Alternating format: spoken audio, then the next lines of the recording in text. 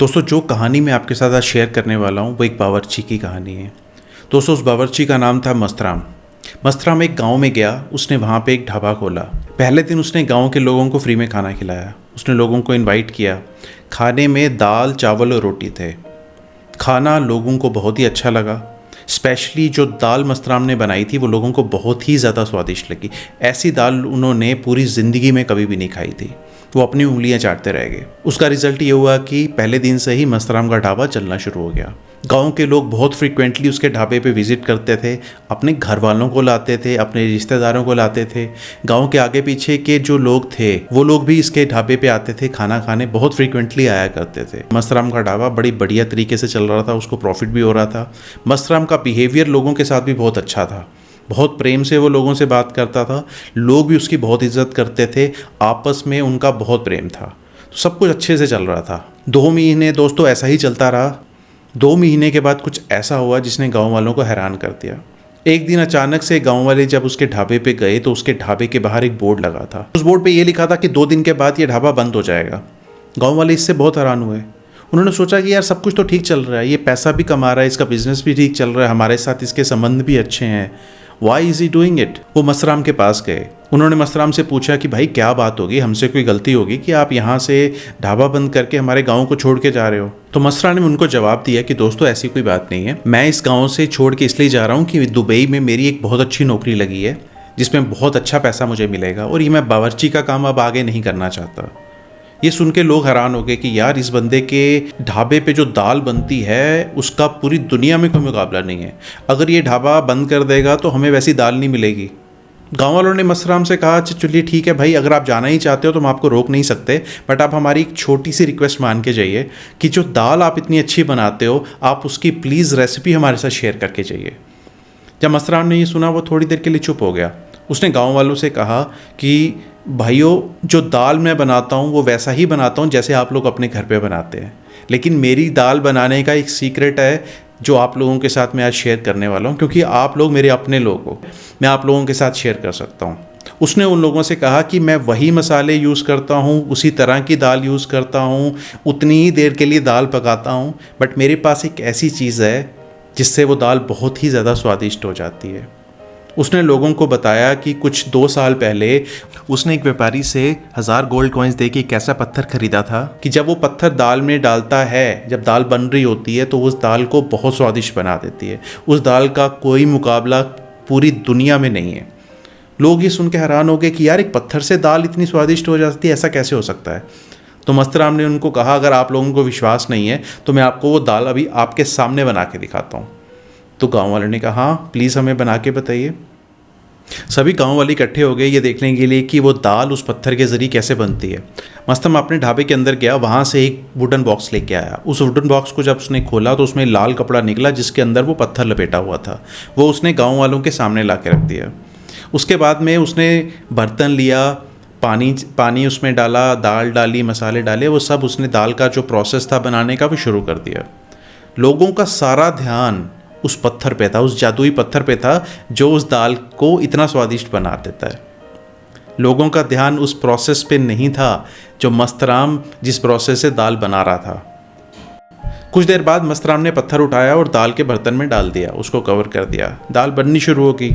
जब दाल बनी तो उसने लोगों से रिक्वेस्ट की कि आप आइए और दाल को टेस्ट कीजिए। लोग आए। उन्होंने जब दाल खाई तो वो सच में हैरान हो गए कि वो वैसी ही दाल बनी थी जो उसके ढाबे पे वो खाया करते थे। लोगों को पूरा ट्रस्ट हो गया कि जो मस्तराम बोल रहा है कि उसके पास एक जादुई पत्थर है जो इस दाल को बहुत ही ज़्यादा स्वाद बना देता है, वो बिल्कुल सही बोल रहा है। ये होने के बाद गांव के कुछ लोग इकट्ठे हुए और उन्होंने कुछ सोचा। उन्होंने ये सोचा कि यार मस्तराम तो यहाँ से जा रहा है, अब तो वो बावर्ची का काम भी नहीं करेगा, तो ये पत्थर तो उसके किसी काम का नहीं है, तो क्यों ना हम मस्तराम से ये पत्थर खरीद लें। उन्होंने आपस में सारी सोच विचार करके थोड़ा पैसा इकट्ठा किया और वो मस्तराम के पास गए। उन्होंने मस्तराम से रिक्वेस्ट की कि देखो भाई ये पत्थर तो आपके किसी काम का नहीं है, क्योंकि आप अब दुबई जा रहे हैं, आप ये बावर्ची का काम नहीं करेंगे, आपने इस पे इतना पैसा खर्चा है, तो प्लीज़ आप हमें इसको बेच दीजिए।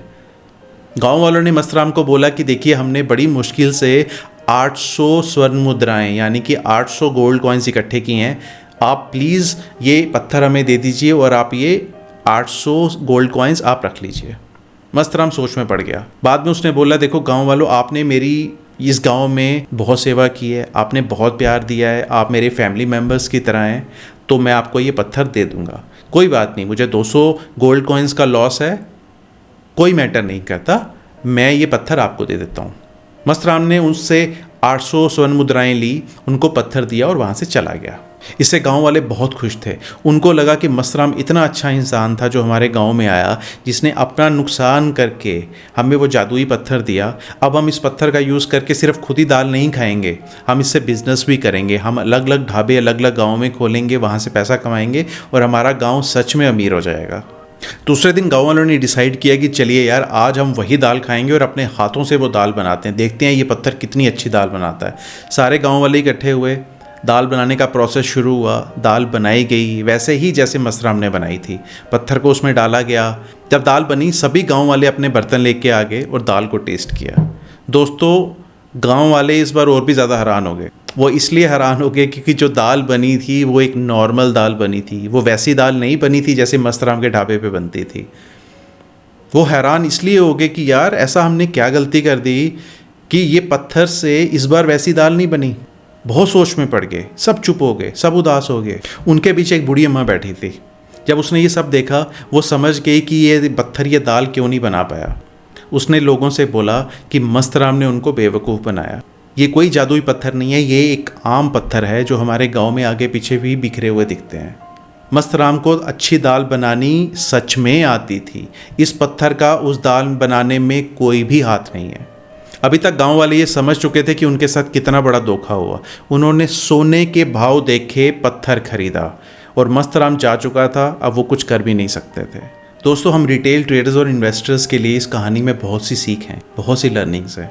कई बार हम भी दोस्तों बहुत सारा पैसा देके एक पत्थर खरीदते हैं और हमें लगता है उस पत्थर से हम अपनी ट्रेडिंग और इन्वेस्टिंग में बहुत पैसा कमा लेंगे।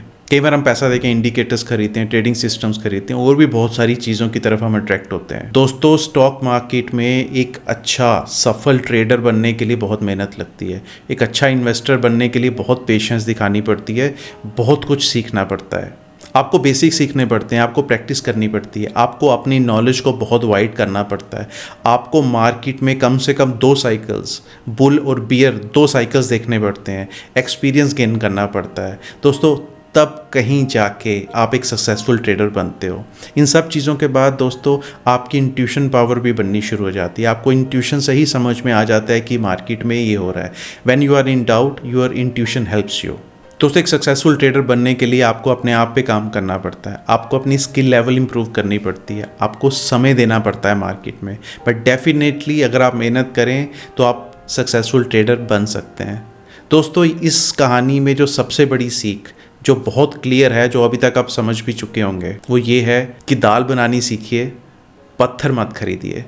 दोस्तों, इसके अलावा इस कहानी में और भी लर्निंग्स है जो मैं खुद आपको नहीं बताऊंगा। Please mention them in the comment box. दोस्तों, अगर आपको ये वीडियो अच्छी लगी हो, please like this video, share this video with your friends and do subscribe my channel. Thanks for watching this video.